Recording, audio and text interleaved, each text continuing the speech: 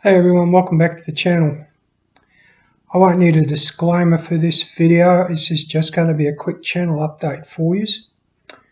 You might notice I've dropped an enormous amount of weight.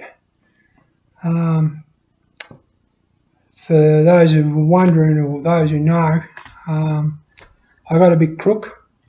In fact, I got about as crook as you can get. And I did an operation and took a piece out of me. I start chemo in 2 weeks' time, but I got a pretty good diagnosis, so I got a very positive outlook for things. It wasn't good. It's put everyone under a lot of stress, me included. But that said, I continue to be positive and keep moving forwards. So I just wanted to give you guys a channel update and what does this mean for the projects that we've got on the go on YouTube. Let's start with Project Zoomie. At the moment, Zoomie's not on the road. I managed to pick up some terrible fuel, some contaminated fuel, and he coughed and spluttered and started to cut out, and he got me home. That's about as far as he went. As soon as he got home, he basically refused to work. So he's thrown in the towel. He's had enough. He needs a flush on both the fuel and oil system. In terms of everything else with him, the projects on the go with the dashboard, I wanted to change all of the lights to LED, including the dash lights, just to make him more efficient there and that I can see them in the dark, because at the moment you can barely see the instrument panel at night through the lens because I have a full face helmet. So by the time you get through the helmet and the glass on the instrument panel, you can barely read what speed you're doing or anything, or how much fuel you got left. So they're the two gauges I look at, is the speed and the fuel. I don't really look at anything else. I've got a timepiece for him, but I haven't connected that up. I've got a spare dash, in fact, but I wanted to do the wiring, that it was all, instead of that piece of plastic, I wanted to have it hardwired through little circuit boards on the back of the thing, which actually mount to the back of the dash. So that's all designed, it's just not built. So that's there. And then the final thing was, I've got all the clips that need to be replaced where they've broken through on the fiberglass. So when you screw one panel through to the other one, that clip, the captured nut at the back, which is in fiberglass, is broken away.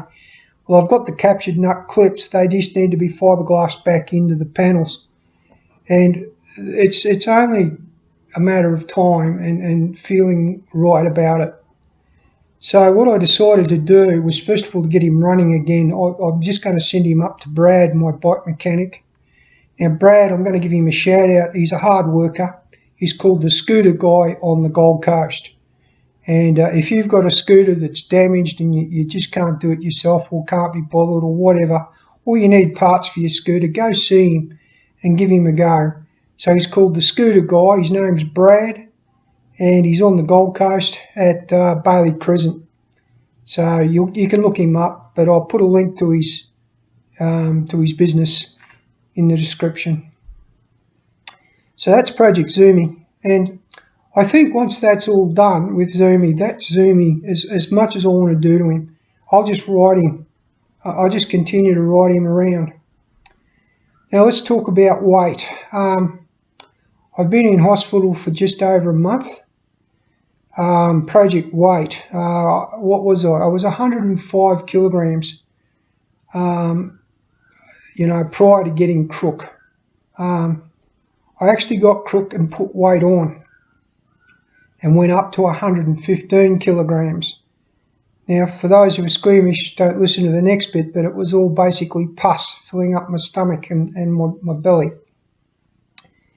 They cut the offending part out of my gut, and it turned out it was cancerous.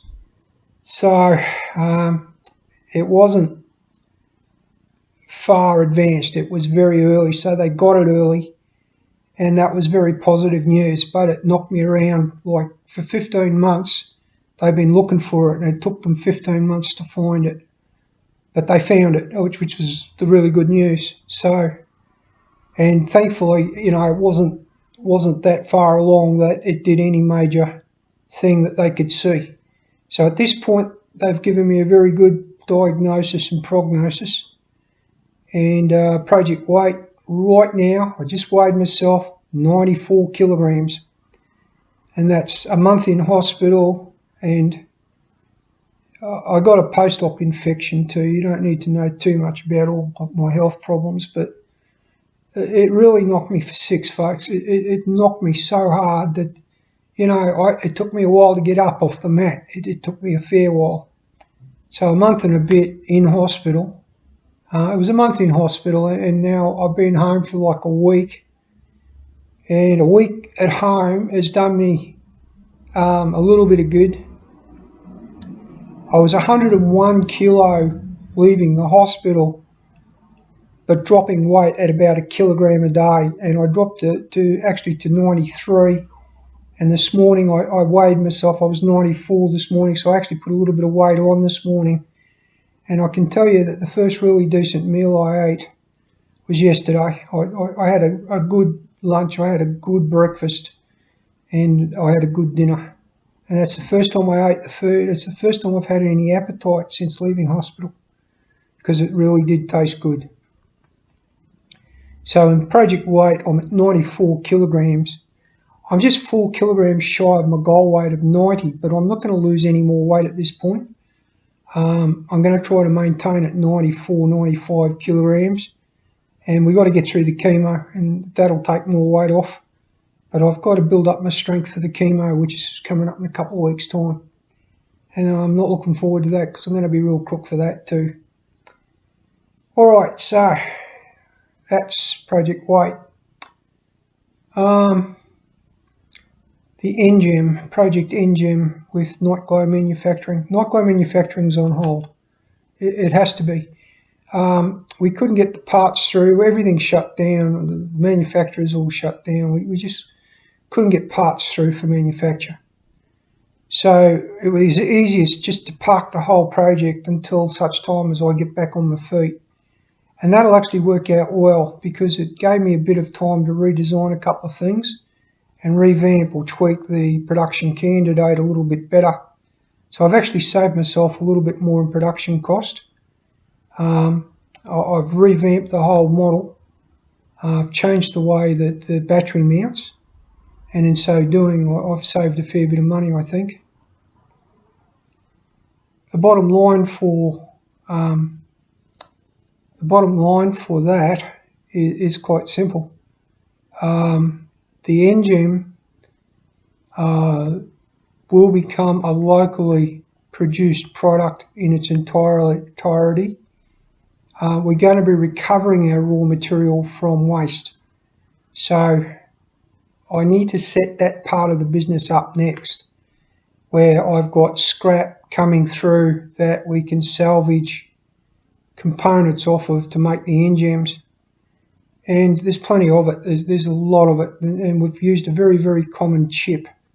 So because it's common, it should be on a lot of these old boards that are coming out, and we should be able to repurpose them and get them up and running.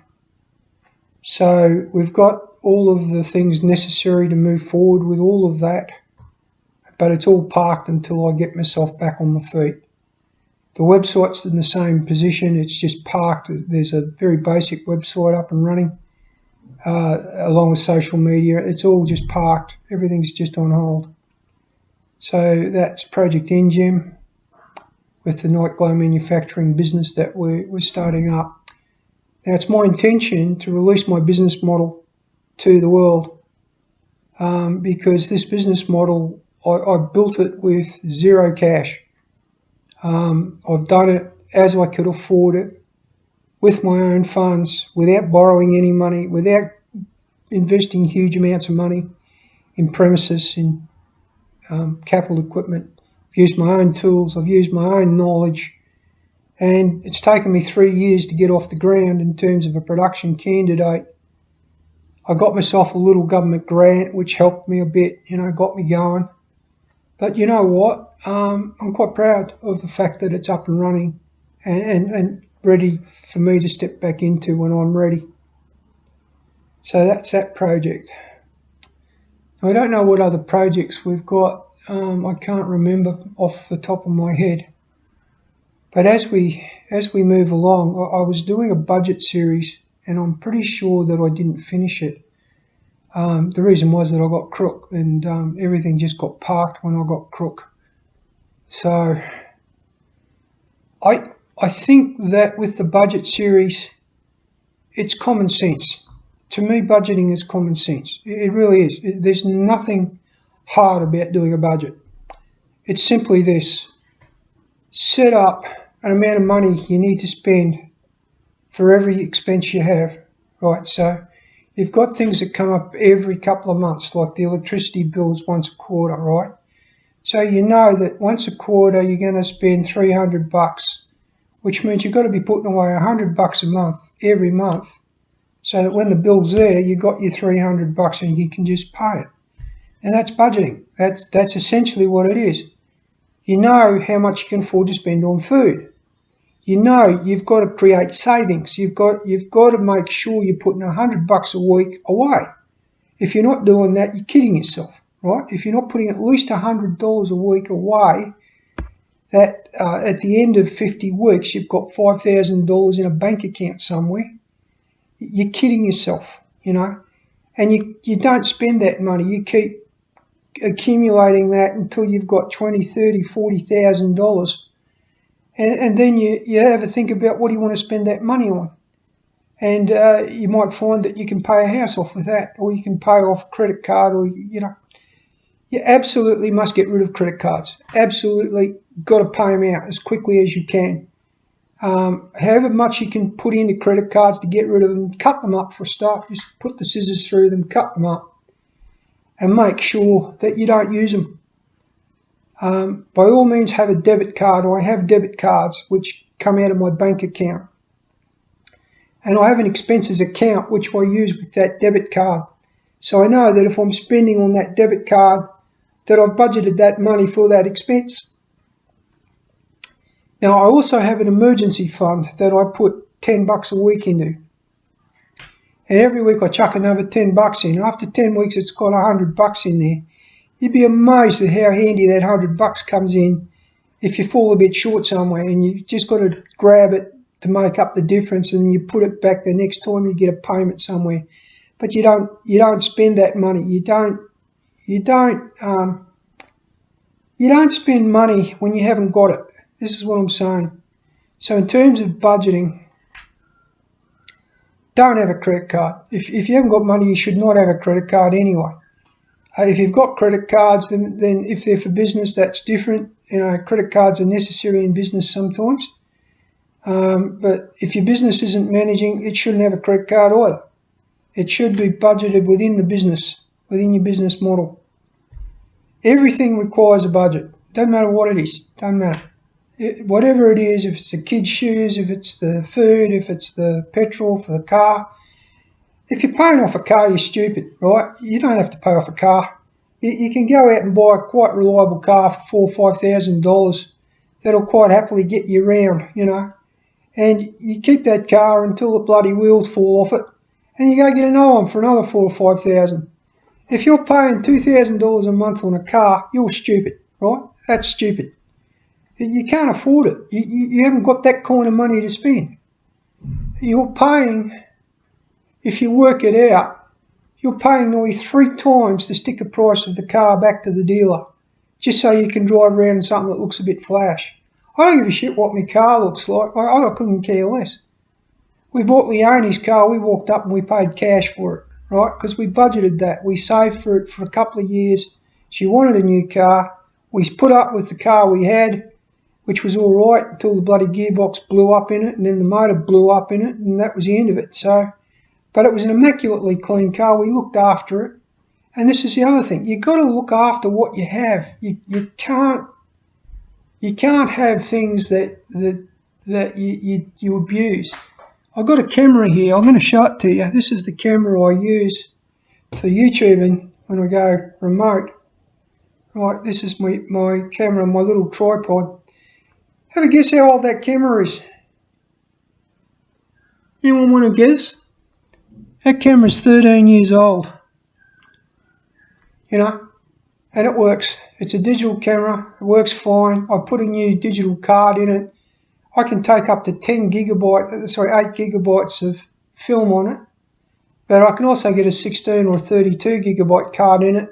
They're less reliable though with that camera. But an 8 gigabyte one works just fine, and that gives me up to 12 hours of film.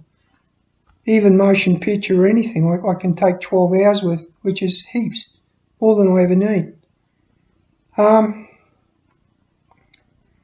So everything I've got, doesn't matter whether there's a little thermometer over here, the tools that you see lying around behind me, everything is maintained, everything has a place, everything's in its place, and it's all maintained. And once a month I go around the tools and just make sure nothing I've missed. I just go through the tool bags. If there's like through these power tools I've got up here, that drill there, that's right there, that drill is over 30 years old and it works like a champion. It was a commercial impact drill 30 years ago when I bought it. It's complete stainless steel carcass in it. I oil it every 2 or 3 months. I put a drop of the Singer sewing machine oil through it, and the drill works like a champ. There's no rust through it. There's no dust in it. I make sure when I've used it, if there's dust, I make sure that I brush all the dust out of it. I've got a little brush over there. You can see that brush. It gets used. And I have one in the toolkit as well for my drills and sanders and grinders and things. Whenever I've used something that's dusty, I make sure I brush the dust out of it so that it's completely dust free when I put it away. And that little bit of maintenance, some of these tools I've had, that grinder, that's an Azedo grinder, an original one. It's a 6-inch grinder. You think, that's 15 years old. I bought it second hand. I had to repair it because it was buggered when I got it. But I've been using it without incident for the better part of 15 years. And this is what I'm saying to you. When you've got something that's worth looking after, look after it. Your tools are things that you rely on. I've got little tools around the place. This little tape measure that I've got on my keyring here, I won't even begin to tell you how old that is. It was given to me. It was a giveaway at a bloody, I don't know where. I was at some place. This little tape measure is both inches and metric, right? It's 1 metre long, works just fine, like the day I got it, but I maintain it. I pull it apart, I give it a bit of a grease in the middle, and that gets done once a year. I pull it apart and make sure that it's got a free mechanism. I can get it out to the metre and put it away. And that little tape measure is as handy as a bloody, I can't tell you how handy that is. It's got me out of trouble so many times. We just want a quick measure on something, it's fine. Does the job just beautiful. I've got all sorts of things lying around the table at the moment. I've got paperwork up the yin-yang to do. But I wanted to get this channel update in. I wanted to let you know I've been crook, but I'm on the mend, which is good. I've got to get through the chemo, that's next. So I imagine it'll be a few more weeks before I'll be back on my feet. But I want you to make good decisions and do good things. Look, there's so much going around about Black Lives Matter. You know what? All lives matter. Not just black lives. There's people out there hurting everywhere. Don't matter where you look, there's someone with a problem. Not just you. And not just black people or white people. And I don't believe in that. I don't believe in black and white. I don't. We're people. That's it. Don't matter. There's no race to it. There's no colour to it. So why don't we just have hashtag all lives matter, there's so many people get, like older people. Something, I've been trying to find a job since I graduated 3 years ago. Do you know how many rejections I've had having applied as an engineer to different firms? I can tell you it's over 1,000, right? Over 1,000 people reckon that I'm not good enough to work for their company. Well, that's not right. I can work for any company and I can fill pretty much every role. But now I'm crook, probably less so, but my knowledge and experience is huge and I'm an asset. I'm a big asset. And it's wrong of people to ignore me, to say you're not worthy of the position you've... Every job I could have done with my eyes closed. Every single job I've applied for. I could have done any of those jobs with my eyes closed. I didn't get one... Sorry, over the years I got one successful interview where I worked one day and then they stood me down. One day. And I got one job where I got it through a local bloke who gave me a crack at retrofitting some machines for him, and he was happy with me. And I got another job which went nowhere. I basically didn't get even a start. I went and did their inductions, and they didn't even start me. They just stood me down straight away. So I don't know what a bloke has to do to prove himself in this modern age. I'm 60 years old in January, and you go in for a job, and the second you say you're 60, they're like, oh, no, there's a 20-year-old over here with probably more suited to the job. Well, he's not more suited to the job. I can do the job with my eyes closed. They just don't want to put on a bloke at 60. So that's discrimination, but they don't tell you that. So what do? You start your own company. If you can't if you can't join them, beat them. That's the way to do it. So I started my own company. And I will. I'll get that company up and running, and I'll put the business model up so other people can follow along what I did. And they can start their own companies. If they're in the position that I'm in, it gets depressing. You know, it does. You put out application after application. Most of them you never hear back. You get some spurious email 3 months later says, I'm sorry, your application has been unsuccessful. Please try again. And they don't give you an answer. They don't tell you why your application was. They don't tell you why. I mean, I got an email from a bloke from a big company saying, oh, we want you to do our online aptitude test. Now, I've done hundreds of these things too. And within a day of getting that email, I got an email back saying, listen, we've changed our mind. We've decided not to proceed with your application. On this occasion, you've been unsuccessful. Now, how does that happen? They said, yep, we like the look of your resume. Everything's good. Yep, go do our aptitude. And then 2 days later, it's like, no, look, I'm sorry. You don't need to do our aptitude test. We're not going to go ahead with your application. What do they find in my resume that says they're not happy with me? I don't know. Maybe I walked under a ladder and kicked a black cat or something. Broke a mirror. I don't know. Anyway, I've had a bit of a run. I'm over it all. Grumpy shirts on. Grumpy in 3, 2, 1. I am grumpy. I don't mind telling you. I've had a gutful. I should show you. Why not? Here, check this out. Those are squeamish. Turn away now. Here it is. There's that one. I've got a big zipper. It goes from there down to there. Not bad. And I've still got a tube in. That tube comes out in a couple of weeks. So you can see the challenges I've had. You can see where I'm up to. I don't mind sharing this with YouTube because I think to a degree there are people out there who will relate to what I'm going through. I don't know what's ahead in the chemo. I just know it's not going to be pleasant and I'm going to get real crook from it. I've had a couple of mates go through it and I've seen them lose so much condition. Now, every day I try to do a bit of a walk. I'd get out of here, get out of the flat and put my shoes on and I'd go for a walk somewhere. I walk at least 1 kilometre and I can tell you, sometimes I can barely walk up and down the stairs, but I walk the kilometre anyway. And there's some days when the pain through the wound there and through this line where they've inserted that tube, some days that pain gets up a bit. Now they gave me painkillers and I don't take them. I wave them off. I think if you've got pain, you need to know what it is, and if you're at a point where you have to take the painkillers, then by all means take them. But if you can work through the pain, get used to it, and just live through it and work on, then that's a much better position.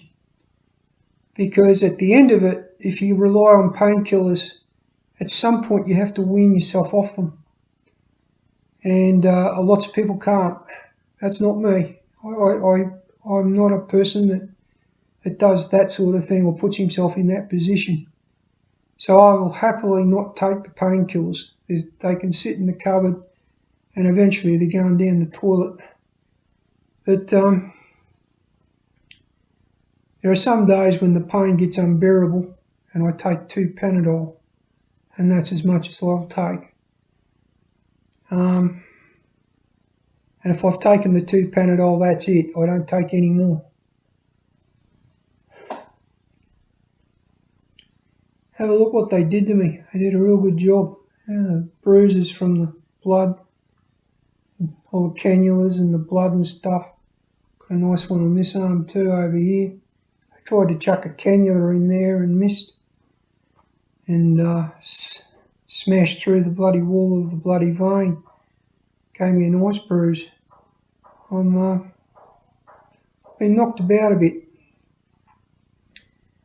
But I've come out the other side of it. I come through a post-op infection, come through the works. Post-op infection wasn't the fault of the hospital. I already had the infection going in. It was actually how they found the problem. It actually pointed them in the right direction, but they knew they had to get it out regardless. And they knew I was going to be there, so they've been mega dosing me with penicillins or antibiotics, whatever the hell they are. So I'm nearly at the end of all that. They knock me around too. They don't make me feel terribly good. But there's nothing you can do, so you've got to take those and you just move on to the next thing. So, once again, I want you to make good decisions. I want you to think about what you're doing. And you know in your heart whether it's a good or a bad decision. Follow the good decisions. Do good things, right? If you can help, help. If you can't help, encourage. Even encouragement is help, right? You can be encouraging. You don't have to be a nitwit. You don't have to be a shit stirrer. As far as Black Lives Matter, all lives matter. I'm saying that it doesn't matter who you are. You matter, right? And someone cares about you. And if no one else cares about you, God cares about you. Trust me. He cares. So some days you feel like you're on your own. Just reach up a hand and say, help me. And you'll get help. You will. Righto. I'm going to sign off now. Good decisions, good things. Keep swinging. See you at the next video. Hey, welcome back to the channel. It's July. I just wanted to tack this onto this channel update for June. I tried to post the June update and found out that I couldn't log into my channel, that someone had hijacked my system or tried to, and YouTube shut me out. So it took me a month or so to get myself sorted and let YouTube put me back in. So YouTube, thank you, locked out the hacker, whoever the hell they were. And when a bloke's down, people are trying to kick you. There's a special place in hell reserved for those people. And I hope to God, that you don't find it. But I don't wish bad on anyone, but you got to wonder at the mentality of people who are kicking a bloke when he's down. Anyway, that said, I'm not very well. I went back into hospital after I recorded the last little bit of the June update. Nothing's really changed. I've been crook, and I get fitted for my implant next week, so it goes in over here somewhere. They put it under your skin, and then they just give you your chemo through that. So that happens next week sometime, and then the week after that I start getting the drugs. So I'm not going to be very well. I'm not looking forward to it, but I've got to move through it. I've got to be positive. Until my hair hasn't had a haircut for a month, it's all over the place. It's pretty early in the morning here. It's been a couple of days of rain, but it's cleared this morning. It looks like it's going to be a really nice day. I'm back to the hospital for a scan today. Back to the hospital for the results of the scan tomorrow. So, there's a lot going on in terms of my health. Nothing going on with much else at the moment. So I just wanted to give you that update. We're in July. I don't know that we're going to get a post through the chemo. I don't know how it's going to go. I don't feel 100% confident that I'm up to it. But I got these little set of barbells just to, carry around as I walk. I walk 1 kilometre a day. I've got these little barbells to carry with me as I walk to really tire me out on that walk. I can tell you I don't really need them. I get tired out on the 1 kilometre walks. Again, for those who've asked after me, thank you very much for your comments, and I appreciate your well wishes. I apologise that it's taken so long to post this update. Not much I could have done about it. And I want to thank you for watching. I want you to keep swinging. Good decisions, good things. Subscribe. Turn on notifications just in case I can find a project that we can put some film onto. There's plenty of things doing. I've got this bag in the mail yesterday morning, excuse me. That took 9 months to come in. Ordered that 9 months ago from China. Took 9 months to get here. One bag of battery holders. So that's indicative of supply. It takes 9 months to get an order through. There's plenty of stuff I ordered that just didn't turn up. And money's been paid for it, so it's somewhere between here and China. And it's been sustainably sourced. I'm going to sign off.